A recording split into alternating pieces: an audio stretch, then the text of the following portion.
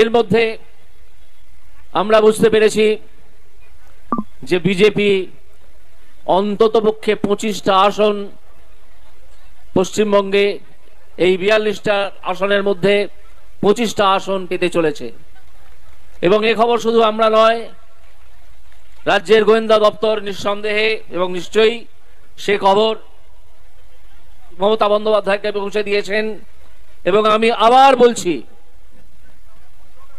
আমাদের কাছে যতটুকু খবর এসে পৌঁছেছে সেটা হচ্ছে এই মমতা বন্দ্যোপাধ্যায় পদত্যাগের তোড়জোড় করছেন। শুনুন, আগের বারে বেঙ্গল ইলেকশনে বলেছিল ইসবার 200 পার, 80ও পার হতে পারেনি। আর এবার বলছে ইসিবার 400 পার, সারা ভারতবর্ষে 200 সিটও পাবে না। নিশ্চিন্তে থাকুন, ওটা কাগজের সার্ভে। যাকে তাদের নেতারা আখ্যা দিয়েছিলেন সন্দেশখালীর বাঘ, সে আজ কেন জেলখানায় ছাগলের মতো চড়ে বেড়াচ্ছে।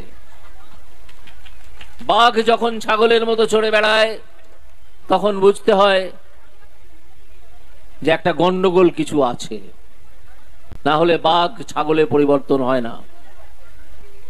একটা ভোটও জাল ভোট দিতে না পারে বা একটা ভোটও অন্যভাবে ফলস ভোট দিতে না পারে মৃত মানুষের নামে বা অনুপস্থিত মানুষের নামে, এবং প্রচার করবেন যে এই মমতাকে একটি ভোটও নয়।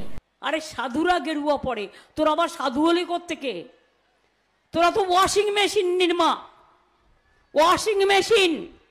চোরগুলোকে ঢোকাচ্ছিস, কালোগুলোকে ঢোকাচ্ছিস, আর বলছিস ওরা সব সাদা। তৃণমূল করলেই কাদা আর ওরা করলেই সাদা।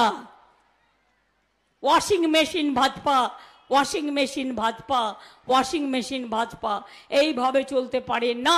যে টাকা চুরি করে, ছেঁচড়ামি করে, তোলাবাজি করে, অন্যান্য অপরাধমূলক কাজ করে যে টাকাটা তারা কামান, এই তৃণমূলের গুন্ডা তোলাবাজরা সেই কাজ করে এখনো পর্যন্ত একটা মোটামুটি হিসেব পাওয়া গেছে, তার পরিমাণ 10,000 কোটি টাকা।